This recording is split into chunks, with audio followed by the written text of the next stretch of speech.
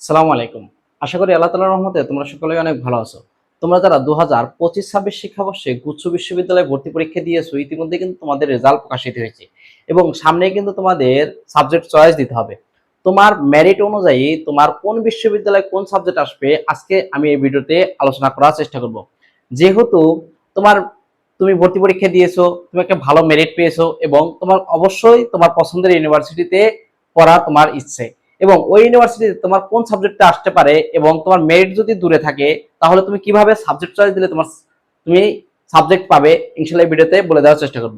তাহলে দেখো, তোমার গুচ্ছের টোটাল বিভাগ রয়েছে তিনটি: এ ইউনিট, বি ইউনিট এবং সি ইউনিট। এবং এ ইউনিট হলো বিজ্ঞানের, এখানে টোটাল আসন রয়েছে 8,000 প্লাস। বি ইউনিটে বি ইউনিটে আসন রয়েছে 2700 প্লাস এবং সি ইউনিটে আসন রয়েছে 2400 প্লাস। ঠিক আছে, তোমার এ ইউনিট হলো বিজ্ঞানের ইউনিট, বি ইউনিট মানবিকের এবং সি ইউনিট ব্যবসা শাখার ইউনিট। এবং আমি বিশ্ববিদ্যালয়গুলোকে টোটাল 3 ভাগে ভাগ করেছি, এ বি সি দিয়ে। কারণ তোমার এ দ্বারা জনপ্রিয় যে বিশ্ববিদ্যালয়গুলো আছে এগুলোকে বুঝেছি এবং বি দ্বারা মোটামুটি জনপ্রিয় এবং সি দ্বারা নতুন যে বিশ্ববিদ্যালয়গুলো আছে ওগুলোকে বুঝেছি। এখন তোমার উচিত অবশ্যই যদি তোমার পাস মার্ক থেকে থাকে এবং তোমার যদি এ ইউনিট থেকে যদি তোমার কত 48 প্লাস মার্ক থাকে তাহলে অবশ্যই তোমাকে কি সাবজেক্ট চয়েস দেওয়া উচিত। কেন উচিত আমি পরে বুঝিয়ে বলতেছি। দেখো, তুমি যদি এ ইউনিটের স্টুডেন্ট হও তাহলে তোমার কোন কোন ইউনিভার্সিটিতে আবেদন করা উচিত।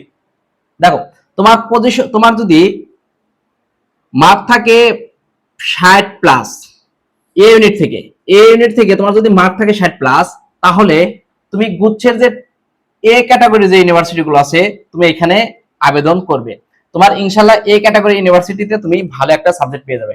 এবং তুমি যদি চাও যে তোমার বাসার আশেপাশে যে ইউনিভার্সিটিগুলো আছে, তোমার জেলা পর্যায়ে যে ইউনিভার্সিটিগুলো আছে ওইগুলোতে পড়ার, তাহলে তুমি ওটা অন্য বিষয়। এখন তোমার যদি এখানে এ ক্যাটাগরি ইউনিভার্সিটির মধ্যে যেমন জাস্টে যদি তোমার তোমার পয়েন্ট মার্ক আছে কত 60 প্লাস, 60 প্লাস, তাহলে তুমি এই যে 6টা ইউনিভার্সিটি আছে অবশ্যই এই 6টা ইউনিভার্সিটিতে একটা সাবজেক্ট পাবে। এখন তোমার যদি স্বপ্ন থাকে সিএসসি পড়ার, তুমি 60 প্লাস নিয়ে হয়তো জাস্টে সিএসসি পাবে না বা মৌলানা ভাসানীতে সিএসসি পাবে না, কিন্তু তুমি হয়তো নোয়াখালী বিজ্ঞান ও প্রযুক্তি বিশ্ববিদ্যালয় বা পটুয়াখালী বিজ্ঞান ও প্রযুক্তি বিশ্ববিদ্যালয় এগুলোতে তুমি অবশ্যই সিএসসি সাবজেক্ট পেয়ে যাবে। তারপরে আসো, তাহলে যাদের 60 প্লাসের উপরে মার্ক থাকবে তারা কি অবশ্যই শুধু এ ইউনিটের এই 6টা ইউনিভার্সিটিতে আবেদন করলেই তুমি চান্স পাবে। আর যারা সেকেন্ড টাইমে আছো তারা যদি 60 প্লাস মার্ক পাও তারা অবশ্যই কি করবে, এ ইউনিভার্সিটি এ ক্যাটাগরি ইউনিভার্সিটির সাথে তুমি তোমার সেফ জোনের জন্য, যেহেতু তুমি সেকেন্ড টাইমার, ঠিক আছে, যেহেতু তুমি সেকেন্ড টাইমার, তাহলে বি ক্যাটাগরির তুমি পাবনা, বরিশাল এবং বেগম রোকেয়া এই 3টা ইউনিভার্সিটি আবেদন করে রাখতে পারো তোমার সুবিধার জন্য। তারপরে আসো, যাদের মার্ক থাকবে 55 প্লাস, যাদের মার্ক থাকবে 55 প্লাস, তারা এ ক্যাটাগরি ইউনিভার্সিটিতে তুমি জনপ্রিয় সাবজেক্ট পাবা না, ঠিক আছে, কিন্তু তুমি যদি বি ক্যাটাগরি ইউনিভার্সিটিগুলোতে আবেদন করো তুমি জনপ্রিয় সাবজেক্টও পাবা, ভালো সাবজেক্টও পাবা। ঠিক আছে, তাহলে তুমি কি করবা, এ ক্যাটাগরি যেমন তুমি কি গোপালগঞ্জ এবং পটুয়াখালী এই দুইটা আবেদন করবে, সাথে তুমি কি বি ক্যাটাগরি সবগুলো ইউনিভার্সিটি আবেদন করবে। এবং তোমার যদি সেফ জোনে থাকার ইচ্ছা থাকে তাহলে সেফ জোনে, তাহলে তুমি কি এই যে নতুন যে ইউনিভার্সিটি যেমন আছে চাঁদপুর বিজ্ঞান প্রযুক্তি বিশ্ববিদ্যালয়, তারপরে আছে কুড়িগ্রাম, এই এই ইউনিভার্সিটি গুলো আবেদন করবে। টোটাল এখান থেকে দুইটা আর এখান থেকে 6টা আর এখান থেকে 2-3টা আবেদন করলে ইনশাআল্লাহ যারা 55 প্লাস আছে তাদের চান্স হয়ে যাবে, যারা এই নেট থেকে। এবং তারপরে আসো, যাদের শুধু কাট কত 48 প্লাস মার্ক আছে, শুধু কত 48 প্লাস মার্ক আছে, তারা কি করবে, তারা বি ক্যাটাগরি এবং সি ক্যাটাগরি, দুই ক্যাটাগরি ইউনিভার্সিটিতে আবেদন করবে। কারণ দেখো, তুমি কিন্তু ভর্তি পরীক্ষার সময় অনেক টাকা খরচ করে ফেলেছো, এখন এই কিছু টাকার জন্য যদি তুমি আবেদন না করো, পরে দেখবে যে তোমার মনে অনেক হতাশা কাজ করবে যে আবেদন করলে হয়তো চান্স হয়ে যেতে পারতো। তাই তুমি কি করবা, যেহেতু তুমি 48 প্লাস মার্ক, মানে তোমার কাটমার্ক কত হতে পারে, কাটমার্ক 50 প্লাসের মধ্যে হতে পারে, 50-এর আশেপাশে কাটমার্ক হতে পারে, ঠিক আছে, তারপরে তোমাদের গণবিজ্ঞপ্তি দিবে তখন তোমার চান্স হয়ে যেতে পারে। ঠিক আছে, তারা কি করবে, এ ক্যাটাগরি ইউনিভার্সিটি গুলো কি করবে না, অ্যাপ্লাই করবে না, বি ক্যাটাগরি এবং সি ক্যাটাগরি ইউনিভার্সিটি গুলো অ্যাপ্লাই করলে তোমার ইনশাআল্লাহ সাবজেক্ট এসে যাবে। তাহলে যদি তোমার পজিশন থাকে কত পজিশন থাকে এ ইউনিট থেকে, যদি তোমার পজিশন থাকে এ ইউনিট থেকে, যদি পজিশন থাকে কত তোমার, কত 1 থেকে 6000 এর মধ্যে, 1 থেকে 6000 এর মধ্যে, তাহলে শুধু তুমি এ ক্যাটাগরি ইউনিভার্সিটি গুলো আবেদন করবে। এবং পজিশন থাকে যদি 6 থেকে 10,000 এর মধ্যে, 6 থেকে 10,000 এর মধ্যে, তাহলে তুমি কি বি ক্যাটাগরি আবেদন করবে, প্লাস তুমি কি করবে, এই যে এখানে পটুয়াখালী এবং গোপালগঞ্জ এই দুইটা আবেদন করবে। এবং তোমার পজিশন যদি থাকে 10 থেকে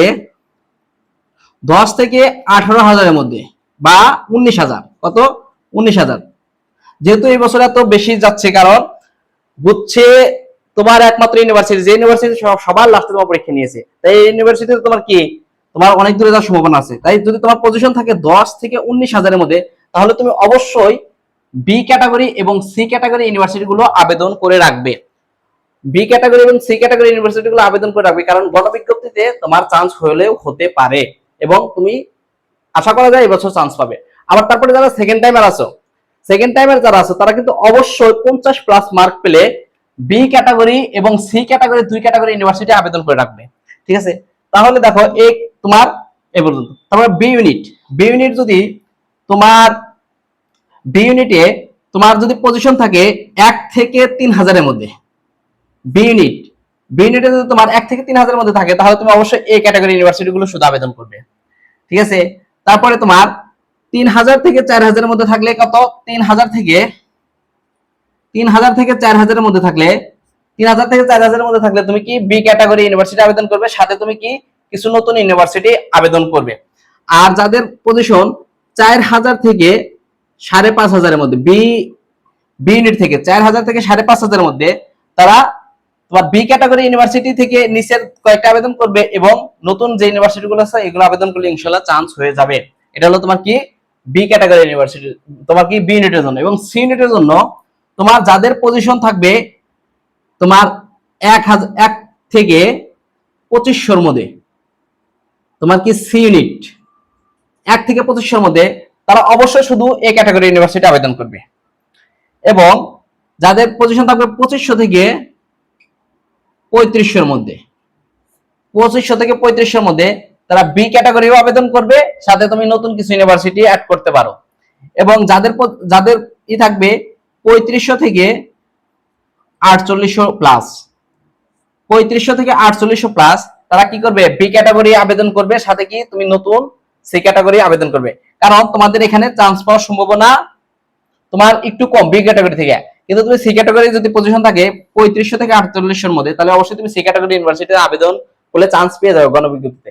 এখন আসো যে তুমি কোন বিশ্ববিদ্যালয়ে কত মার্ক পেলে টপ সাবজেক্ট পাবে। এটা হলো তোমার ইউনিটের জন্য, এটা শুধু ইউনিটের জন্য। যদি তোমার তোমার যশোর, নোয়াখালী এবং মৌলানা ভাসানী এই তিনটাতে যদি তোমার ইউনিট থেকে 60 থেকে 65 প্লাস মার্ক থাকে, 60 থেকে 65 প্লাস মার্ক থাকে, তাহলে অবশ্যই তুমি যশোর, তোমার নোয়াখালী এবং মৌলানা ভাসানীতে তুমি টপ সাবজেক্ট ইনশাআল্লাহ পেয়ে যাবে, তোমার পছন্দ মতো সাবজেক্ট পেয়ে যাবে। তারপর আসো 55 থেকে 60 এর মধ্যে যদি তোমার মার্ক থাকে ইউনিট থেকে, তাহলে তুমি Islamic university, Barishal university, Begum Rokeya মতো ইউনিভার্সিটিতে তোমার পছন্দের টপ সাবজেক্টটি পেয়ে যাবে। এবং আদার যে ইউনিভার্সিটি আছে ওখানে তুমি 50+ মার্ক পেলে ইনশাআল্লাহ তোমার পছন্দ মতো সাবজেক্ট পেয়ে যাবে। এবং অন্য যে বিভাগগুলো আছে, ইউনিটগুলো আছে, বি ইউনিট এবং সি ইউনিট, এখানে তুমি তোমার পছন্দ মতো সাবজেক্ট পেতে তোমার এখানে টপে থাকতে হবে, টপ টপ কত 1000 এর মধ্যে থাকতে হবে, 1200 এর মধ্যে থাকতে হবে। আর এখানে তোমার কত 3000 এর মধ্যে থাকতে হবে টপ